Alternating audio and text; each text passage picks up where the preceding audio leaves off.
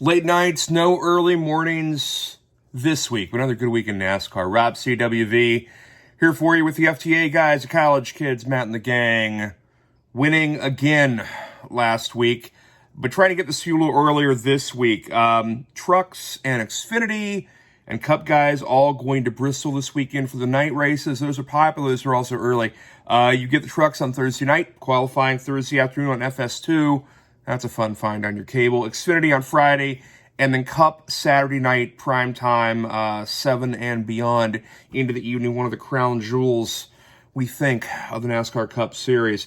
Good weekend last week. If you're with me, you're winning, and you're winning a lot. I think we've won 15 of 16 weeks since this started back around the All-Star break last weekend.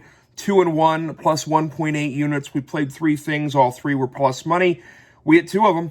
Chase Elliott, top 10, 140, pays. Tyler Reddick, top 5, plus 140, pays. And he won outright. And if you listened to the video last week, we mentioned might nibble on that around 1,000. Look, when I give you these picks, they're around even. And that's the whole idea. Once you have picks here you can win with and feel pretty safe with from week to week. But if you see me playing something in the top 5, that means I probably played it to win. Certainly not a lot of reason not to. And we've hit a lot of these recently. Last week I gave you, again, off the carb, I told you, trucks, take 2 guys. 1 top 5 hit, he was also the winner. We've seen this a lot this season, especially on the truck side. So if I'm giving you top 5s, look for good prices and maybe look for some outrights. But here, again, we're giving you nice bread and butter, singles and doubles, and that's what we've done all season. Plus nearly 17 units since the All-Star break, 62.5% winners, 30% ROI. Those are all really good things that we have happening here. What are we doing this week? Bristol, like we said, trucks on Thursday, and it's Wednesday night. I want to get this to you early, but there are virtually no truck lines out. There's a few outrights, but there's very little in the way of matchups, top 5 stuff, and whatnot. So I'm not going to give you, I'll probably give you one official thing in trucks, period. And that's a guy we've been riding the last several weeks. That's Grant Infinger. He's 600 or 700 to win. I'd play him officially as a top 5 at Caesar. That's 100. 100 again this Thursday night. So get this done. Thursday night race. Infinger, top 5 plus 100. He's an average finish over the last 3 truck races at Bristol of something like 3.75. I believe he's a 6th, a 3rd, and a 4th, something like that. Anyway, really good here. Consistent as hell. Good at bank tracks. Fits all the things we want. Might nibble on him to win, but mostly that is just that. Also, if you have a book that will give you a top Chevy bet, in my market, that's Caesars, Infinger top Chevys plus 220. And basically, he's only got to beat 2 other guys most likely to get to that. That's Hocevar, who we don't really like here, and Eckes, who we also don't really like here. Both should be around that top 5, but I think the best value is maybe this Infinger plus 220. So that's like a 28, 29% chance of winning on Caesar. So not official pick, but add that if you like where I'm going with Infinger. Xfinity race at Bristol. It's been pretty much owned by Gregson over the last few years, but Justin Allgaier has led 1 million laps. He's led a zillion laps, nearly 400 laps over the last 3 races. This Bristol night race for Xfinity. These prices are terrible. The Xfinity prices are just dreadful, the worst. Not a lot of room to make any money there. Again, you have your favorites, Allgaier, John Hunter Nemechek, all down in the 300 area.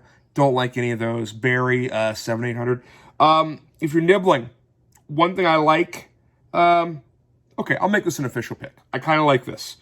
Sam Mayer, he's won 2 races this season. He's roughly 1,000 to take this one outright. Sam Mayer, top 5, 140 at Tipico, Bentley, and others that use their pricing model. Essentially, Mayer plus 135, plus 140 for a top 5 is really, really good. Mayer won his first race here in a truck a few years ago. Obviously, we're back over the Infinity car, but what he's done here has been consistently pretty good. A 4th last season, and a 9th the year before in garbage equipment, which was also the year he won that truck race. This is a great Sam Mayer track. So I guess I'll play that. So, okay, 2 picks. One from Xfinity, one from trucks in there. Let's give Cup a little more of a look. Last week, we were all over it in Cup. Clearly, we hit a bunch of stuff. We gave you the outright in the form of a top 5, so just keep listening for that stuff. I'm rarely going to give you an outright, especially as prices have gotten so expensive into the end of the season. How are things priced? Larson's your big favorite, $550 most places. If you want him outright, he's $600 at $365 as of tonight. That's the best price you're going to see. Even if he qualifies terribly, he will not drop past $7 or $750. So if you want Larson, go buy him at $600. I'm going to tell you to buy him in a top 5 at $100. 365 is offering that. I think MGM's offering something like that. We're very close. But Kyle Larson, top 5. Top 5s are our bread and butter. Consistent drivers, plus money. And Bristol's a track, if you qualify very, very well, you have a really good chance of winning. Winners do not come from out of the back here.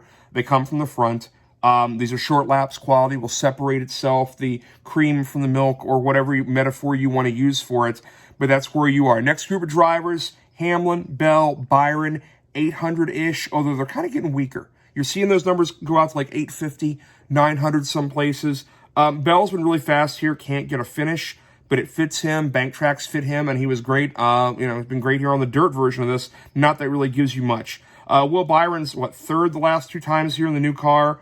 Like Larson, Bell, and Byron, top 5s.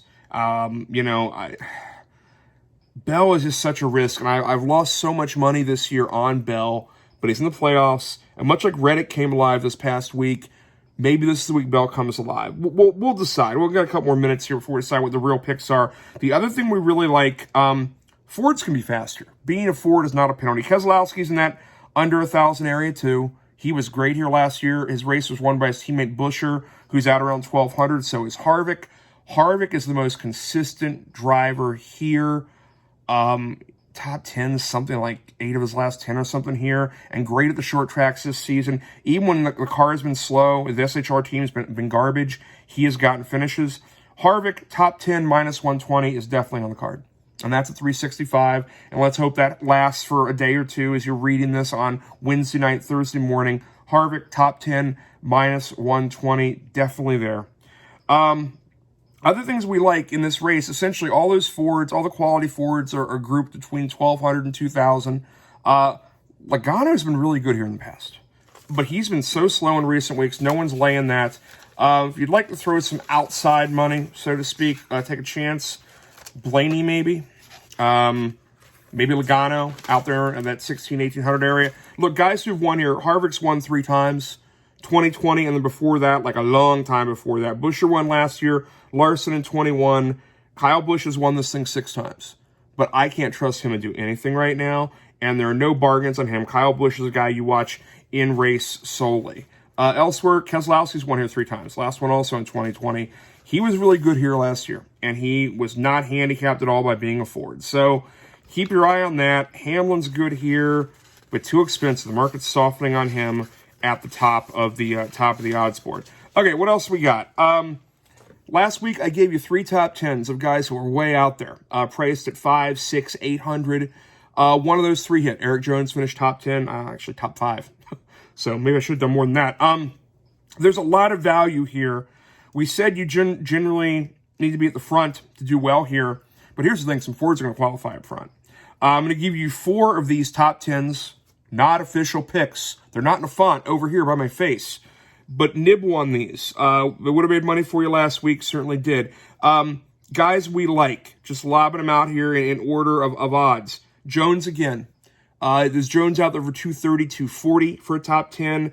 That's equivalent to being 70 to 1 to win the race. He's not going to win the race, but it's 70. You absolutely buy that. So 230, 240 for a top 10 on Jones.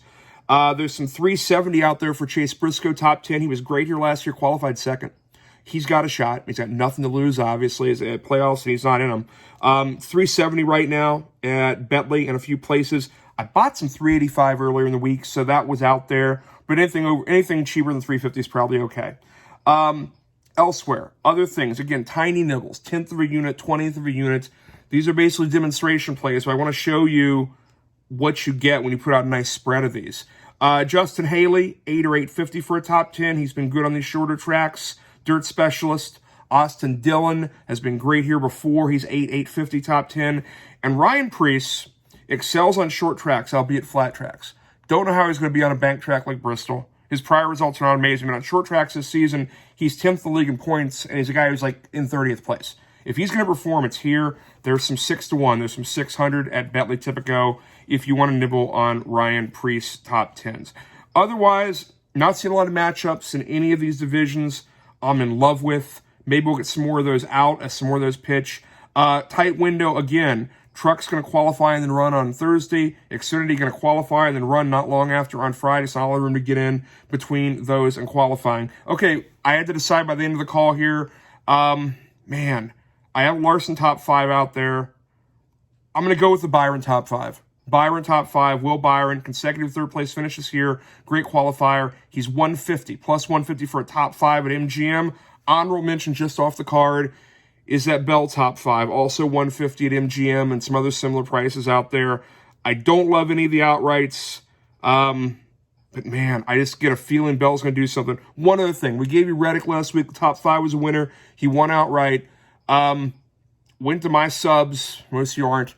Monday morning, somebody had reopened him to win the league at 1,800. I got a bunch down on Barstool, and then they closed it, and now Reddick to win the league is anywhere from 900 to 1,100. So all the air has come out of that price. He's gotten expensive now, but the time to buy was a while ago. I gave my guys Reddick all the way back at 25 to 1 over the summer. He's really fast right now and probably wins the road course, and then he looks like the favorite. So let's see where we are in a couple weeks, see if we're real smart or not. Anyway, let's keep winning. 2-1 last week. 62.5% winners for the season. We're better than a unit a week. We're playing a bunch of plus money stuff, and we are winning. I'm Rob CWV. Thanks to everybody from the FTA gang. Follow the action, the college kids, Matt and 8 and Bobby and everybody. Come back and join us after Bristol next week.